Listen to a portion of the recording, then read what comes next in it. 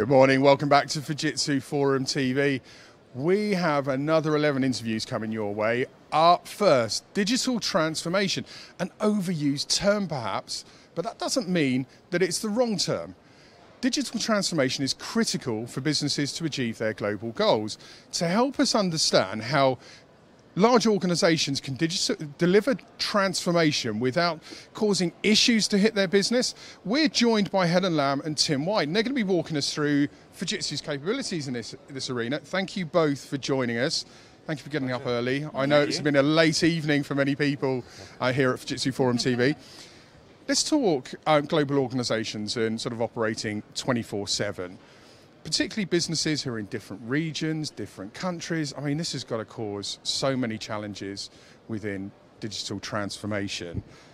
Can you walk us through some of those issues and challenges that businesses will be fearful of? Yeah, so why don't I start for you? I think one of the themes, and in fact we've been discussing it a lot over the last 2 days, is this sort of relentless hunt for talent that's happening in the market at the moment on a global level.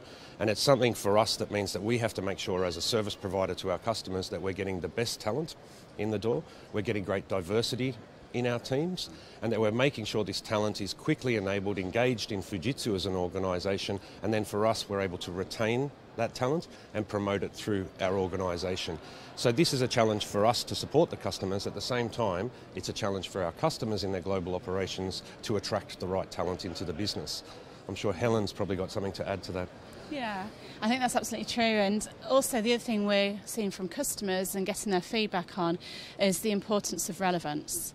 So high quality customer service, that's just a given within our marketplace now. We're able to bring global scale, but what they're wanting is even more than that. And it's industry insight, industry connection. So what we're able to do is, from a delivery point of view, is bring our delivery credentials to the fore and have a level of insight around industry, around what does it mean to deliver in a retail environment? What does it mean to deliver in financial services? And of course, within Fujitsu, it enables us to have a stronger connection with our colleagues in Japan, who for many years have been organised by industry. So it now enables us to truly connect globally. It's an important point, isn't it? As a global enterprise organisation itself, it's well placed to help businesses deliver on a global scale. I think for anyone who's not here, you should take a look at some of the footage from the exhibition hall that we put out yesterday. We'll get some of those pictures to you later, but part of the reason we showcase by vertical is to show the innovation that's happening across all the sectors, because Fujitsu's ability to impact all businesses, all industries, in all locations is quite unprecedented, right? Yeah, absolutely. And in fact, for us, what we've been talking about is that a lot of the messages you hear from the President and from Duncan and people like that is kind of a top-down approach to co-creation. And in the Global Service Delivery Unit, we complement that very well by actually having a bottom-up co-creation approach, which is saying that the information, the knowledge we have by delivering service desk services, hybrid IT services, application development services is real value to customers. And being able to do things like predict trends in their business is something that we've got this valuable source to bring to the table with the customers, and that knowledge alone stimulates a co-creation conversation. So in many cases, and Helen and I have been talking about this, it's actually our customer who is the industry expert, but we are the holders of the knowledge to bring that co-creation session to life. And I think within the global delivery centres, we have 12,500 colleagues who have fantastic credentials. They're digital by birth, so the average age is 32. So also the level of passion, enthusiasm, insight, innovation that they're able to bring is tremendous. So what we're also enabling is a shift from maybe our GDCs being seen as more back office to actually saying there's a lot of benefit of bringing them to front of house with our customers. Yeah.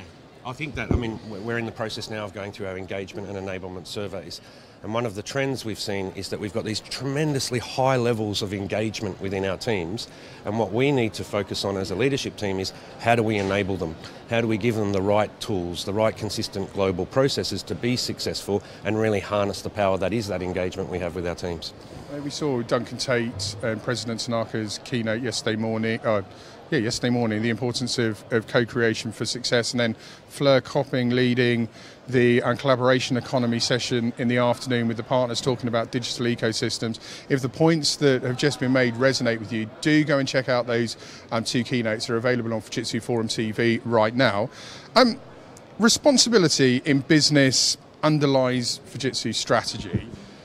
Can you give us some examples of how the global delivery teams are able to contribute back to societies? It's been a theme we've been hearing this year at Fujitsu Forum 2018. It's not just businesses, but it's also society. It's all about people now, isn't it? Yeah, absolutely it is. And this is something that we are so proud of within our teams, is the amount we contribute to society through our program, which we call GRIP. And this is really, it's 5 key programs focusing on our GDC locations, what we contribute to society, how we engage with our employees, and how we act as a responsible business. Some great examples of that for me. I spent a day recently in a school for street kids in Manila. And the whole idea there was about vocational training. And in fact, one of our employees in the Philippines is a graduate of that school and started the initiative off himself. Wow. And the staff from the Philippines actually go into that school. They've done renovations, they've provided books, they've provided technology, and they've provided themselves as sources of knowledge as well to this school to make a difference to the young kids, which for us is a fantastic contribution to the society in which we work. And then from a selfish perspective, it's a tremendous pipeline of future employees for us at the same time. In India, we feed 1,500 children a day.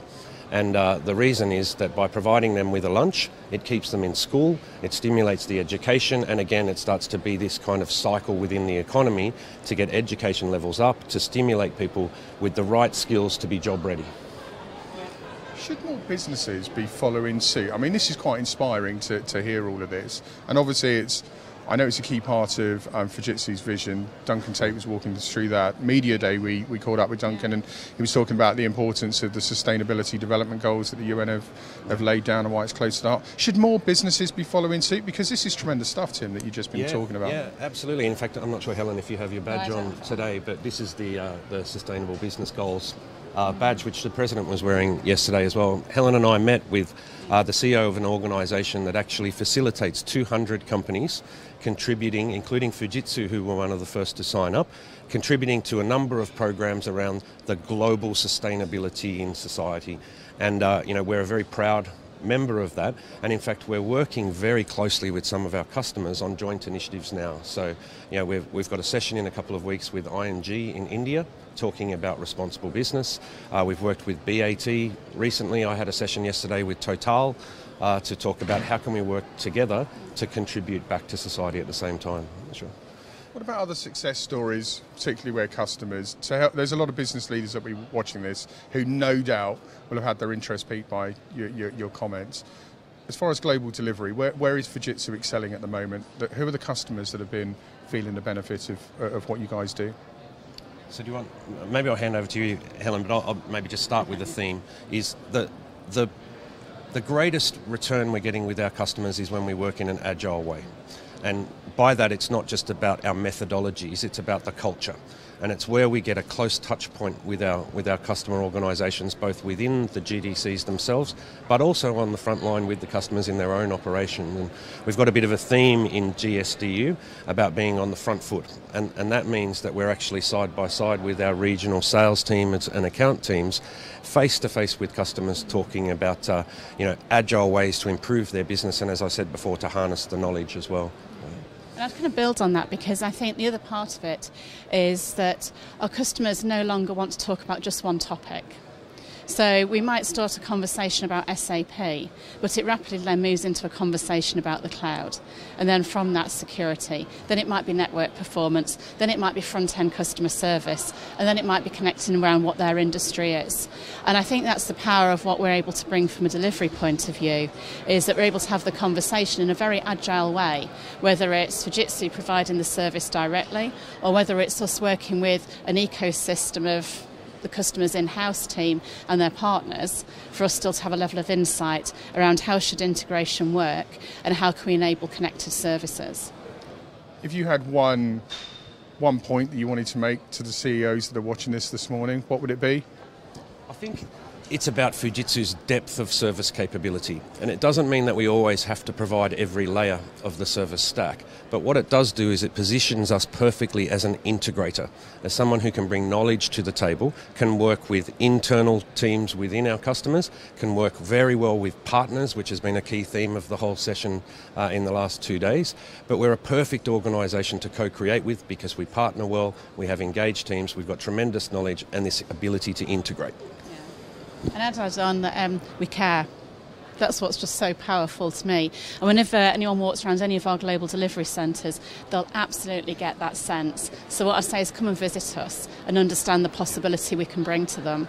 It's an excellent point, that. I mean, it's hugely a big privilege to be able to present Fujitsu Forum TV, and I get to meet so many people from the Fujitsu business, and I'll absolutely echo those points, that everyone does genuinely care about their role, and they'll go the extra mile to help you. Look, if that's piqued your interest and you want to be connected with Helen and Tim, reach out to us on social media. We'll facilitate the introductions. Co-creation for success is a theme of Fujitsu Forum 2018.